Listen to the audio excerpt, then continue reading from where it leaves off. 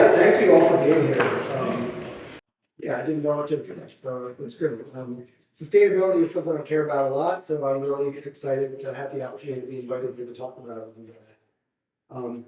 What I'm going to try to do tonight is talk about sustainability in architecture, kind of in general, and then kind of some of the things that we can do with our own homes and spaces to try to decrease our impact on the environment and save money and energy and those kind of things. And then I'm also going to talk about some of the particular challenges that historic homes face and kind of some of the approach that we can take to kind of improve them, make them better, and help them to continue to serve our needs for generations to come. So to get started, the primary tenets of sustainability or sustainable architecture, I'm really kind of dividing them into these kind of 6 different categories: preserving land, conserving water, reducing energy, limiting material waste, using sustainable materials, and creating healthful environments. So caring about air quality, both inside our buildings and outside our buildings. So what do these tenets really mean? Preserving land really, when you're dealing with sustainable architecture, has to do with your site selection first and foremost. So building outside floodplains, preserving riparian buffer areas, preserving environmentally sensitive sites, and prime agricultural soils. We want to build our buildings where we're not compromising those kinds of spaces. We want to be building, if we're building new, we want to be building adjacent to other development. We want to try to concentrate our infrastructure and make it easy to reach these sites with utilities and with transportation and things like that. We also want to minimize disturbance, earth disturbance, control erosion, preserve natural habitats, habitat corridors for migration of wildlife, and also do landscaping in a way that encourages biodiversity and promotes native plants and things like that. Conserving water, we're trying to minimize runoff from our sites, infiltrate through the ground. We're trying to collect rainwater. We're trying to decrease our usage of water with high efficiency fixtures and kind of designing our water heating systems and piping to conserve water as well.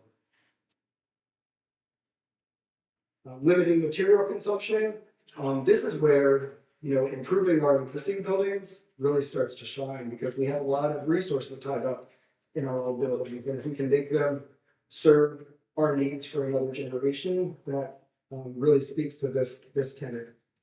But if you're designing new buildings, there are ways to design them to kind of reduce framing materials, use modular or pre-cut materials so you're not generating waste on site, and set up kind of waste streams from construction sites to be able to sort and separate so you can recycle any waste that you would have on the job site.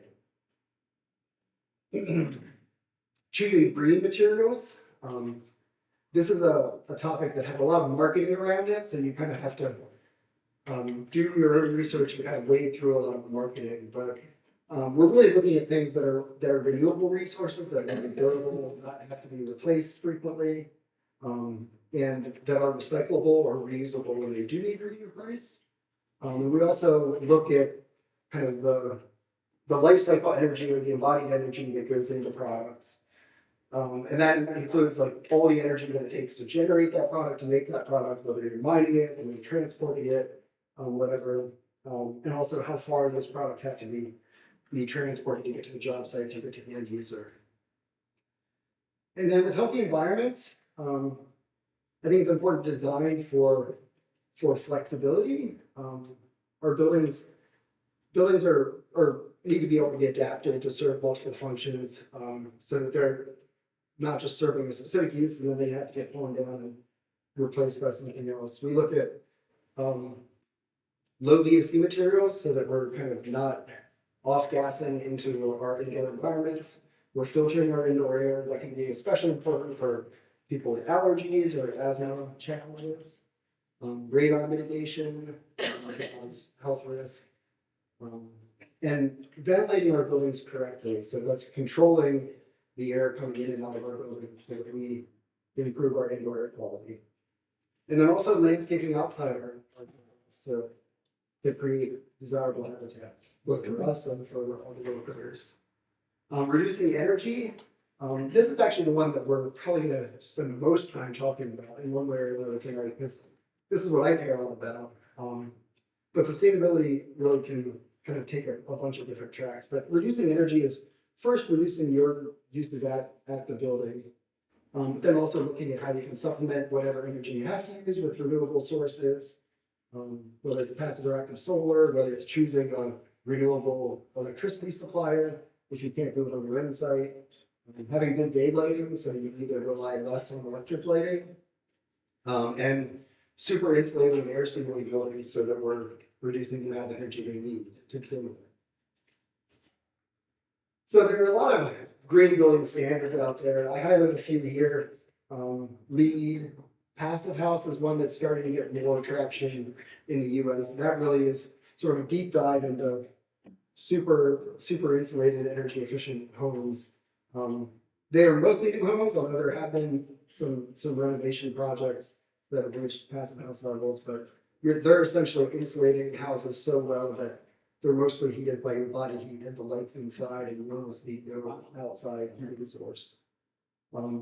HERS scores are ones that, when we get to talking about energy audits, that's one that might come into play. And that's a way to really kind of compare house to house how efficient a home is. They kind of take your house, assign a number to it. A score of 100 is based on a 2006 model home. So that's kind of the baseline. And so you want to be better than that. So the lower your HERS score, the better you are on that home. So a HERS score of 80 is 20% more efficient than that baseline home. A HERS score of 50 is 50% more efficient. And a HERS score of 0 uses no net energy.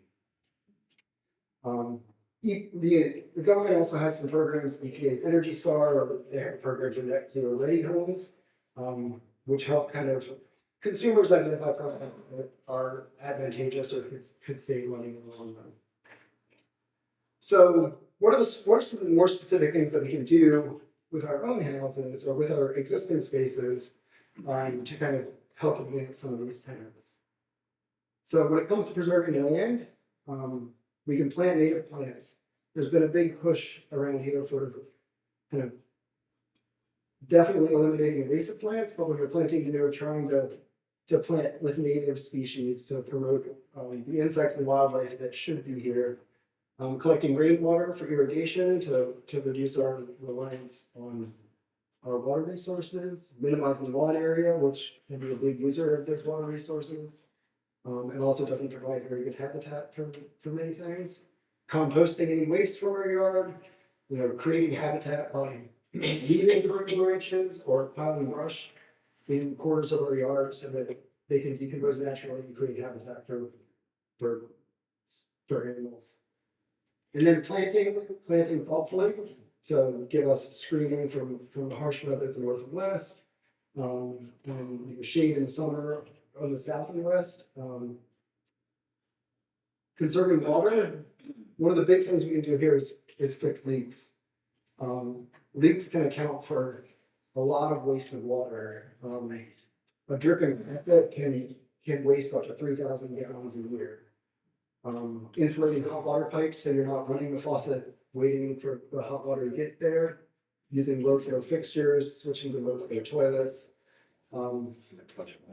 Using a whole house water meter to keep an eye on your usage in real time. I'll talk more about that later. Limiting the waste we generate in our homes. I mean, the first thing we can do is just buy less to begin with. We become a very consumeristic society. Recycle whatever we can.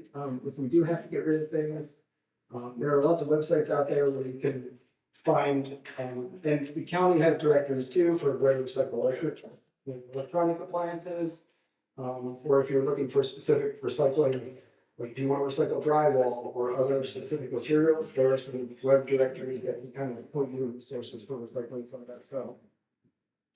There are some ways you can opt out of getting junk mail. I listed a couple of websites up there. You can opt out of direct marketing lists and Also have credit card offers through those websites, so you don't get a lot of that extra. I have done those things. I said I haven't won the publisher's clearinghouse in a very long time. I don't know if any of that stuff anymore. So it can be helpful to remove yourself from this list. And also look at the way our products are packaged, and try to use your consumer dollars to choose products that are packaged intelligently or efficiently, or reuse containers.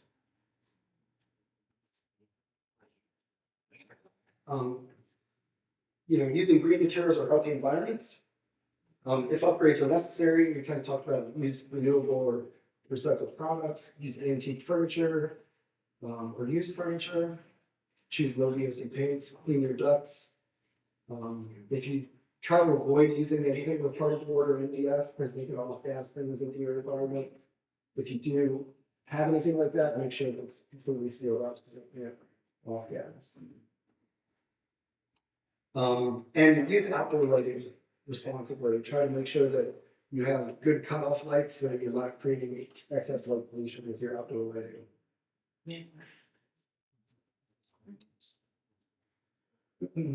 So now we're going to start diving deeper into that energy sector. This breakdown that you'll see on the next few slides is a breakdown estimate based on the Energy Information Administration. They do kind of surveys every couple of years. This is based on single-family detached homes, and sort of breaks down the average usage for those homes. So we have been getting better over the years. Like heating now is down below 50%, even though our house sizes have gotten larger than they have been historically. So we are getting more efficient, but we still have room to improve.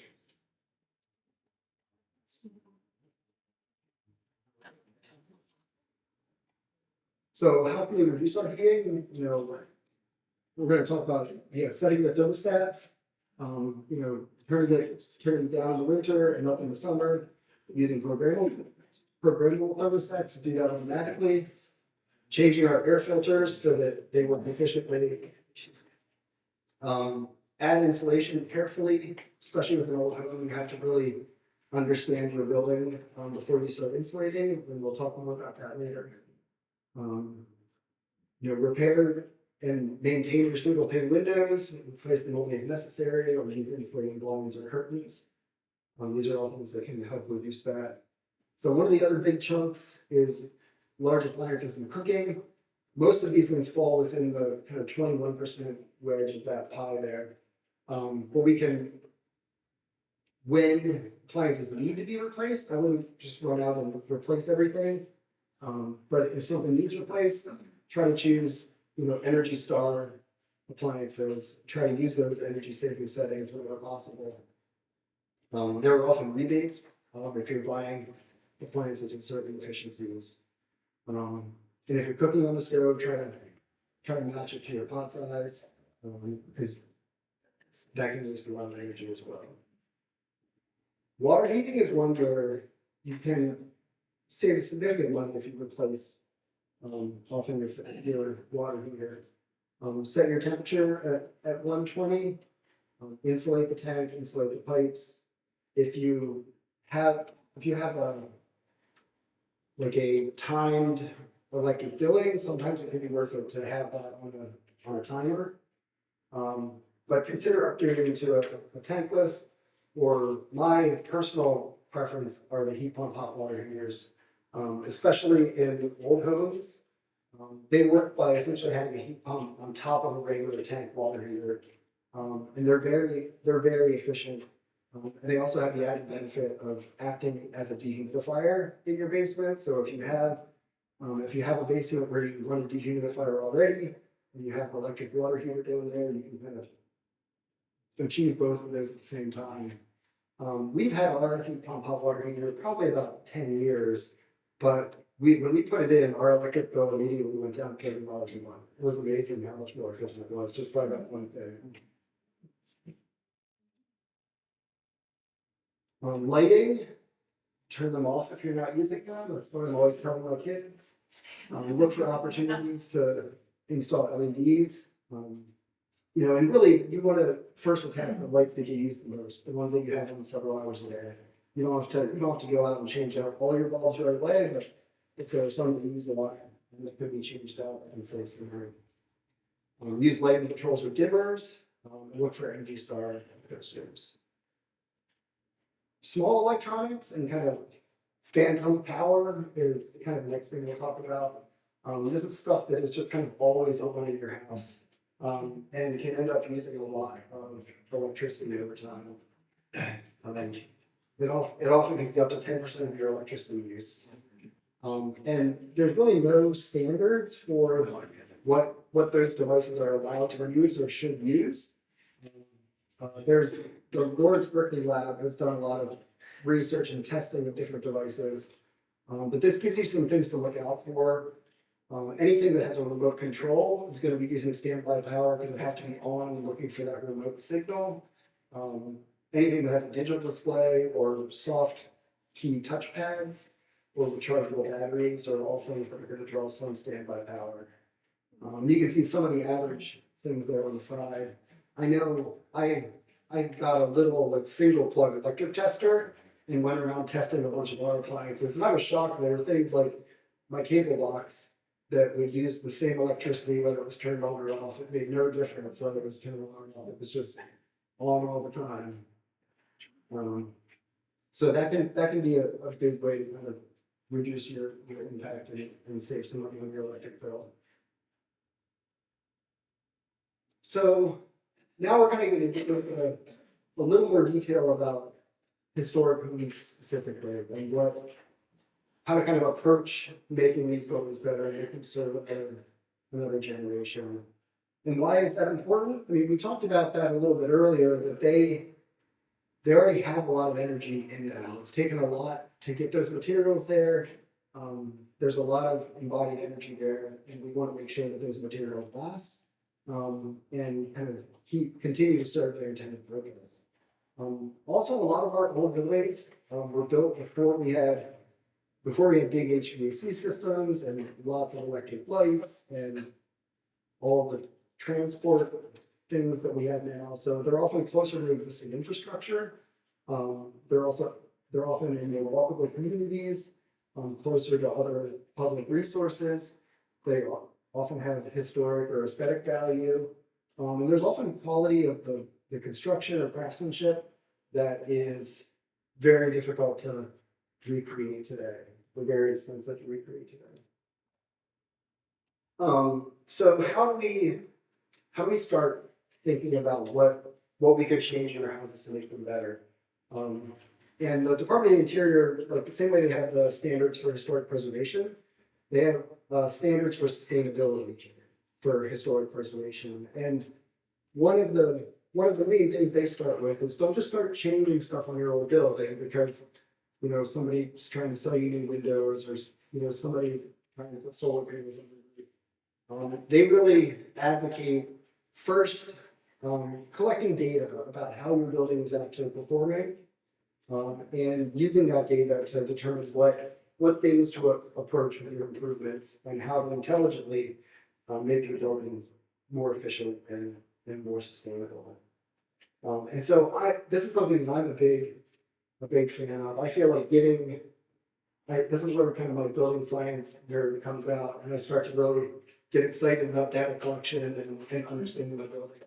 And it starts with things like this that you get in your utility bills now, where they've started doing this because they know giving people this feedback and showing them that they're doing better or worse than their neighbors can be a big motivator and change behavior. And behavior is a big part of this because you can live very sustainably in the most sustainable home. There's a lot of lifestyle choices that go into this as well. So this kind of shows an example of what you get from your utility company. But there are also websites out there where you can aggregate more of this information. These are used a lot more for kind of commercial real estate developers. They use sites like this. They pay for sites like this to track the utility usage across all their properties, determine what upgrades are valuable and what their payback's gonna be for different upgrades. But this site, Lego wise, is, free for single family homes. And you can connect it to your utility account, so it'll automatically download information, or you can enter your information manually. But that way you can put your water bill in there, your electric bill, your oil bill, kind of whatever you're using, and it can kind of track all that information in one place. And it's really helpful if you do make upgrades, you have this historical data, you can go and see, oh, I upgraded my furnace last year, what difference has that made in my monthly bills over time? So these kind of things can be very helpful in determining what to do and determining how effective the decisions you've made have been. When it comes to electricity monitoring specifically, there are a lot of different ways to do that, and there are a lot of new technologies to do that. The portable meters, like that one on the top, that's the one that I use to test all my appliances at home to determine what's wasting energy. But there are also whole house monitors that get installed in your electric panel and can show you in real time what electricity your house is using. And there are smart panels like the one on the right that do the same kind of thing, but you can replace your whole panel. A lot of these whole house monitors are now using machine learning, so they can actually detect the different electric signatures of different appliances as they turn on and off. And they can say, this is your coffee maker, this is your dishwasher. And so you can get like a device by device breakdown, even if they're not on different circuits. The one that I use is the bottom left there, which is an app called Sense. And it gives you in real time, like the graph at the bottom is kind of my house through a day. And you can see like when things kick on and kick off. And all of the devices on the left there that it has detected. The graph that it's on right there that's my phantom power. That's what's always on in my house. So there's like 239 watts constantly running in my house. So it can kind of track that and help you find ways to do that better. One of the other advantages to these systems is you can start to tell if something starts to malfunction. Some of them will actually give you alerts like, hey, your AC compressor is using a lot more power than it usually does. You might want to have somebody look at it. So they can actually be helpful in kind of diagnosing some problems even before they become big problems. Sense? Yeah. So I do this for all of my things now too. So I put in a water meter at my house. So this is the daily water use. This app is one called Flume, which is a non-invasive installation. It just kind of straps on the water meter. But it can tell in real time what you're using. And you can see like it graphs the data. You can see here like the blue lines are this month and the yellow lines are last month. And you can see here where I stopped watering my garden when it started raining forever. So you can really it's really kind of cool to see this information and see what's changing. Like you can look at this and you can tell like which days are the laundry days and that sort of thing. So this is a non-invasive one which just straps on my electric meter. This unfortunately doesn't work with the kind of water meters that the Carlisle Borough uses, but it works with a lot of other meters. But there are some companies that make whole house water meters that actually get installed on your main supply pipe coming into your house. And the advantage to those is they actually have a valve, and so they have automatic shut-off capabilities, so they can detect a leak, and they can send you an alert. You can get a leak, and they can automatically turn the water off. So there's some pretty neat technologies there for that. And these are also using machine learning to tell like how much flow there is, how long it's flowing, to identify like what's toilet flushes, what's irrigating my garden, what's the washing machine or what's the dishwasher. So you can really kind of start to track the usage of these different things and determine like what appliances are using the most water or where might you have. And the other thing that I found really interesting is, as you know, as we're talking about concern about indoor air quality, there are actually devices now that start to measure that. So this is one called Air Things. And they make a bunch of different sensors. Some of them just do radon, some just do carbon dioxide, but this one kind of monitors the whole wealth of data. Like there's measurements for particulate matter. This top one is radon. And radon is something that changes dramatically over time, changes seasonally, and changes depending on the weather. So you can see, like, the interesting thing here, like, our radon levels are usually pretty good, but as we've been stuck in this low pressure system, like the low pressure has kind of sucked it out of the ground. And you can see, like, it's not great right now. It's starting to come back down, but yeah, like you can see the humidity's been high, it's been raining every day. But it's really kind of helpful. It tracks, like, so if you have asthma or allergies, it can help track kind of pollen counts and particulate matter in your house to know if you need to improve your filtration and things like that. So if you're not like a building science nerd and don't want to do all this yourself, you can have somebody do an energy audit for you, and they will do a lot of this testing and kind of aggregate a lot of this data and give you recommendations. There are tax credits and utility rebates that usually pay for much, if not all, of these audits. They do kind of infrared photographs to show where, like, this is like the blue here is cold air leaking around my attic door. This is the ceiling of an uninsulated bay where there's inaccessible roof and there's never any insulation put in that bay window. They can identify potential mold concerns, what appliances might need to be replaced or year in their life. And the nice thing about an energy audit like this is they really kind of will give you an actionable plan of, like, these are the next steps that we think you should take in order to make your house more efficient or more comfortable or healthier to live in. So the next thing, as we start thinking, so we have this information, we're going to start making our house better. You know, one of the first things we want to start doing is controlling air and the thermal barrier. So we've all heard this myth that old houses need to breathe.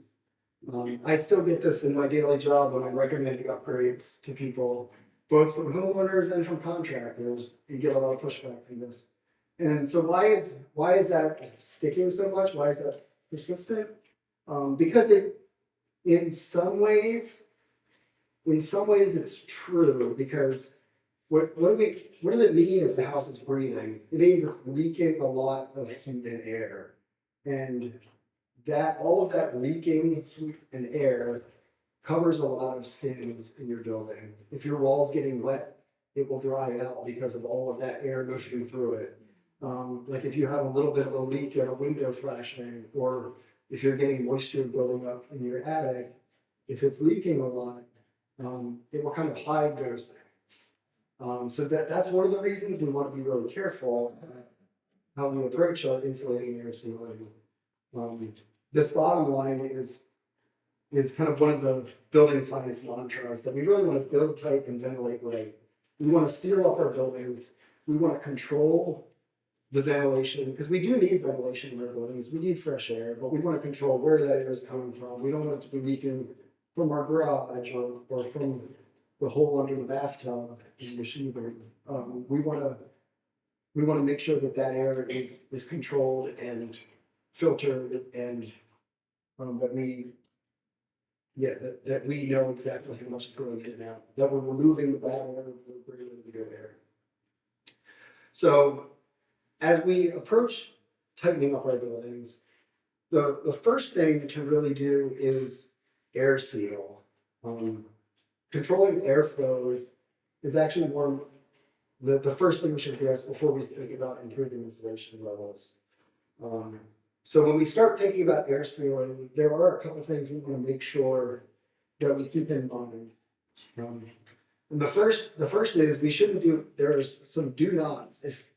if your house has any of these things, you don't want to start insulating and air sealing until you address these things. If there's active knob and tube wiring, you can't insulate around that stuff or you're going to have a fire.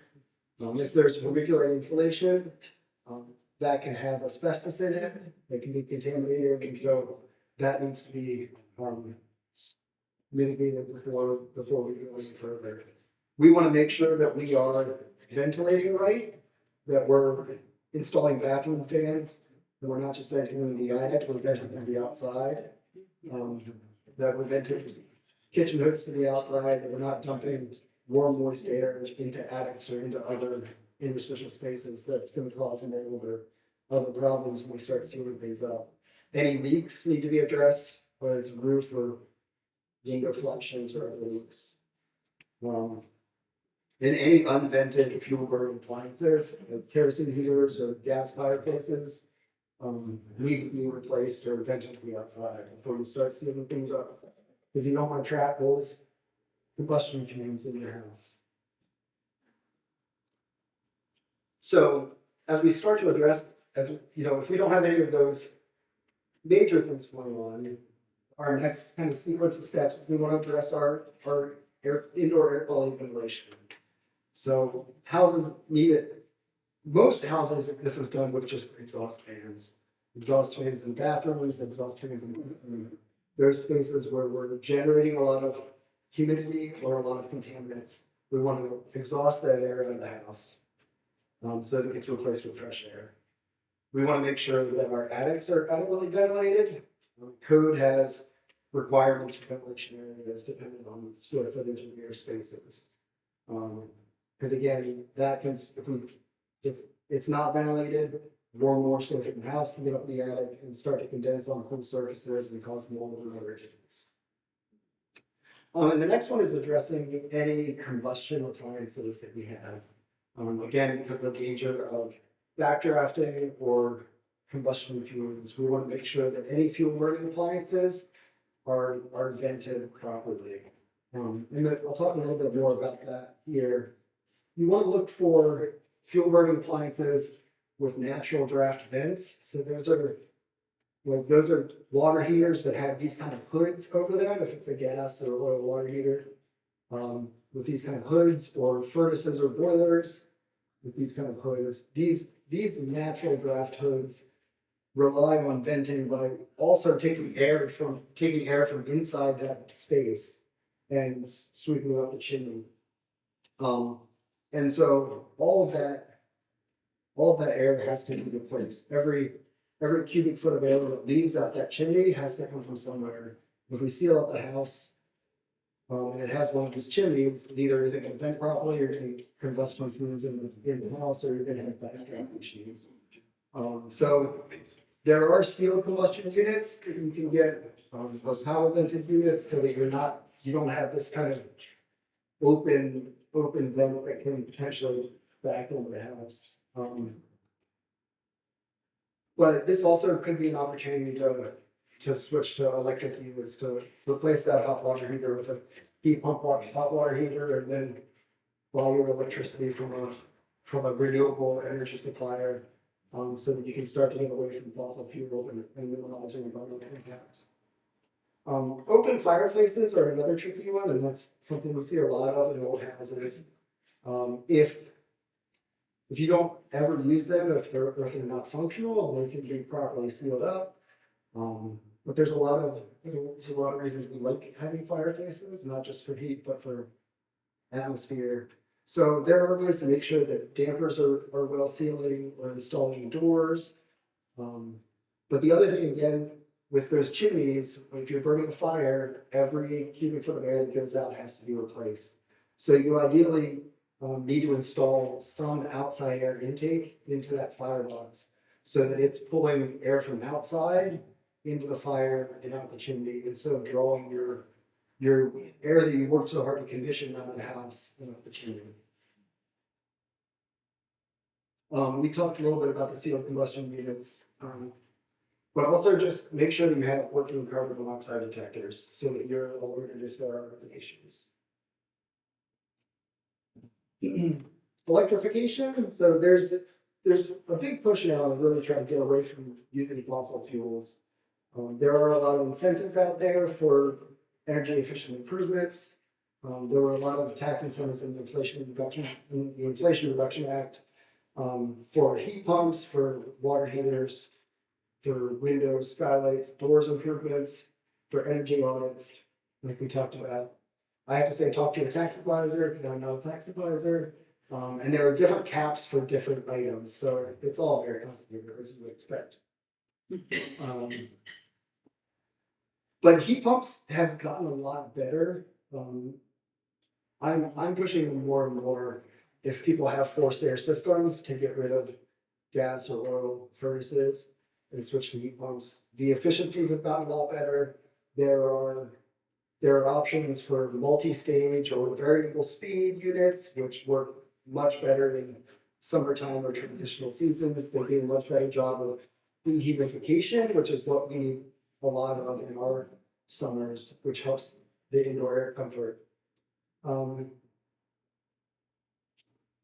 yeah, the efficient models now, the other thing I mentioned, the efficient heat pump models, there used to be heat pumps, they wouldn't work below 40 degrees. But the efficient models now work to get down to 15, 20 before backup heat has to kick in. So they've gotten much better, much more efficient. What about ground source, geothermal? Geothermal is a good option. It has a much higher upfront cost. And I think it's hard to see that payback with as efficient as the air heat pumps have gotten. Are they still getting the 30% tax credit? I think they do, yeah.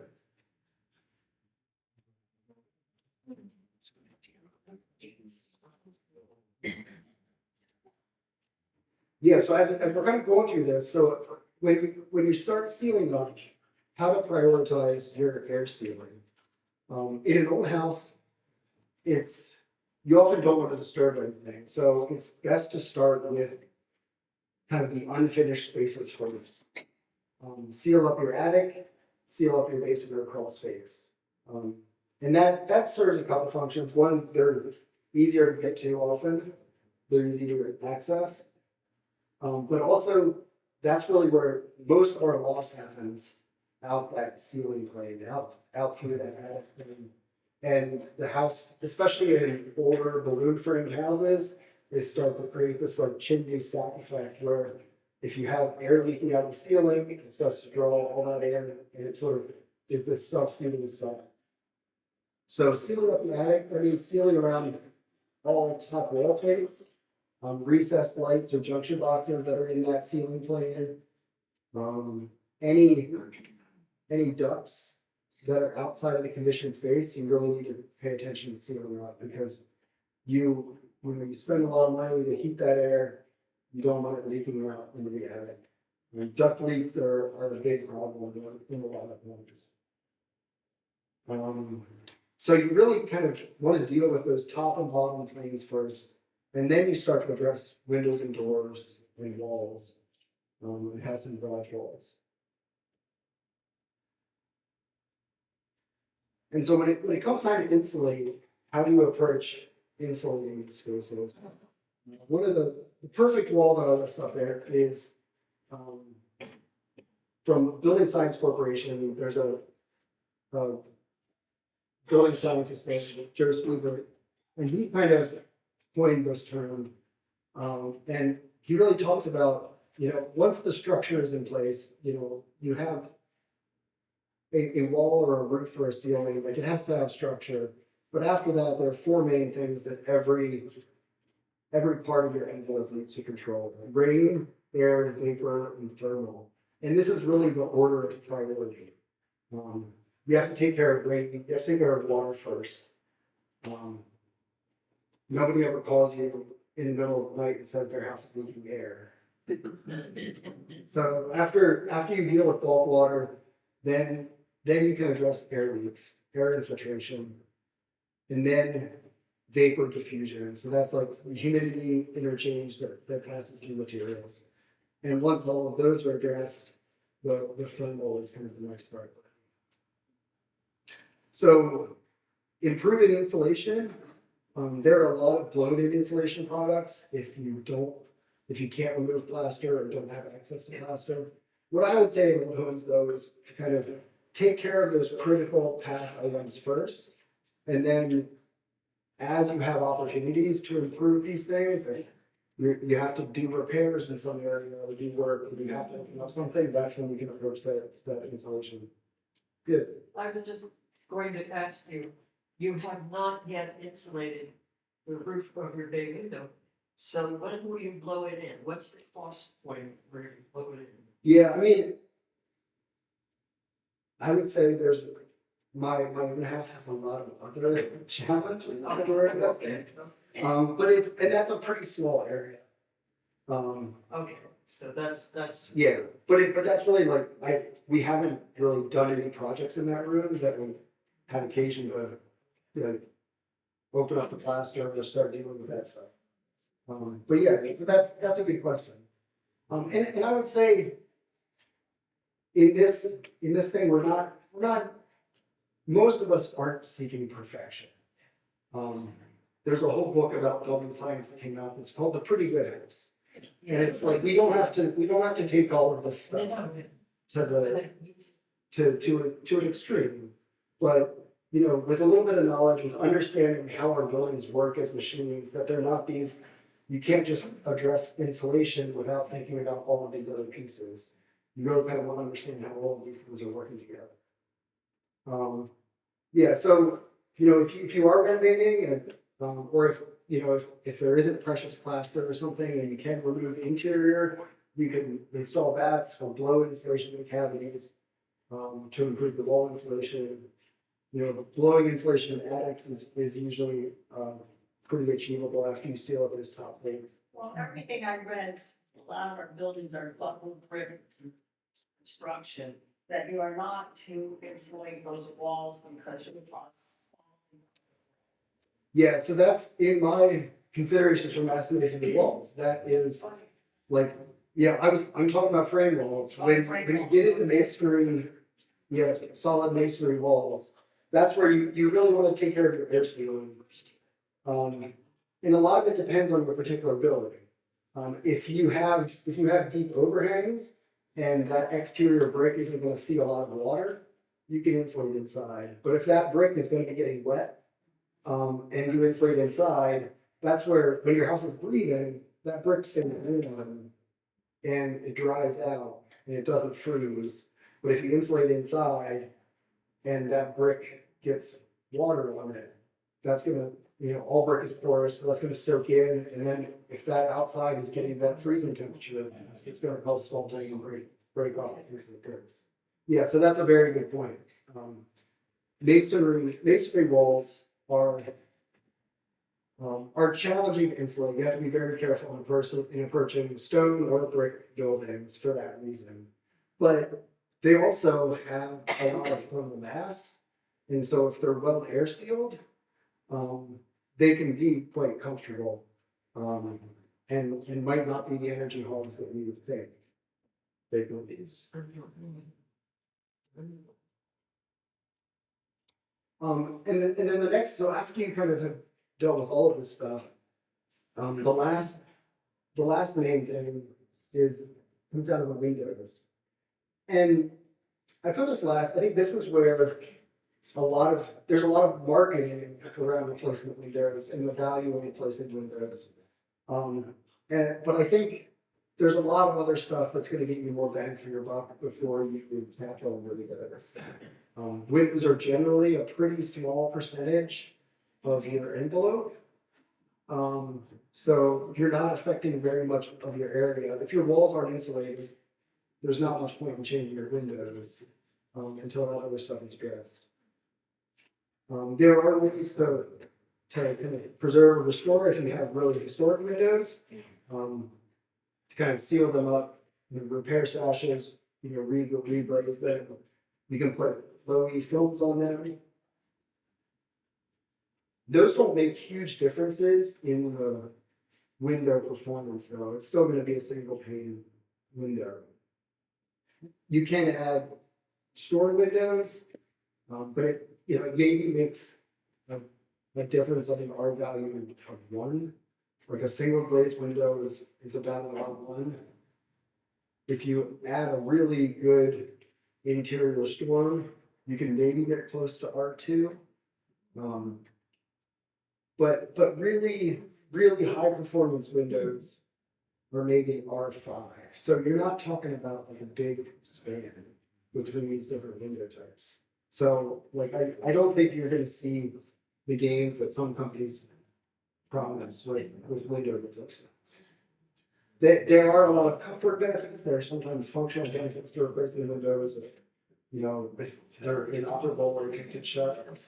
And if you do need to replace windows, or if you want to replace windows, how do we make sure that we preserve the historic character of our home?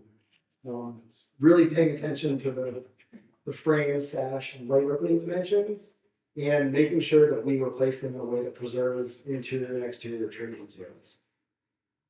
This is something that we talk about a lot in the farm. It seems like most of the things that come before us are window replacements. And really, you want to try, if you're in a situation where you have to replace them, try to do full frame replacements, because that's going to do a better job of preserving the proportions of the light openings. And you really want to look at the details of the window, like is the bottom rail bigger than the leading rail? Like what are the sash dimensions? What are the munted dimensions? Good quality window manufacturers can match all of this stuff. Like this is a historic window section of a double hung window, and this is a new clad wood window. And overlaid, there's negligible difference between the two. You're not going to get that with vinyl windows, but with good quality clad windows, you can decrease the maintenance and improve the performance and still preserve the character of the neighborhood.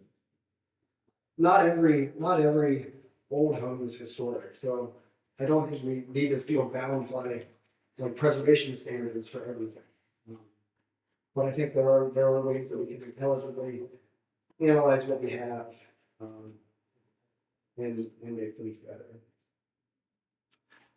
So that's pretty much all I have for you. I have a couple more slides of just some of the resources that I rely on a lot that I can share with you. So of course, the Secretary of Interior's guideline is a big one that I've mentioned before. Building Science Corporation is a great website if you get into this kind of building science. So they have a lot of case studies where they do deep energy retrofits on old homes, and they put temperature and humidity sensors like all through different parts of the wall, so they can really measure how it's performing and kind of develop best practices for approaching some of this stuff.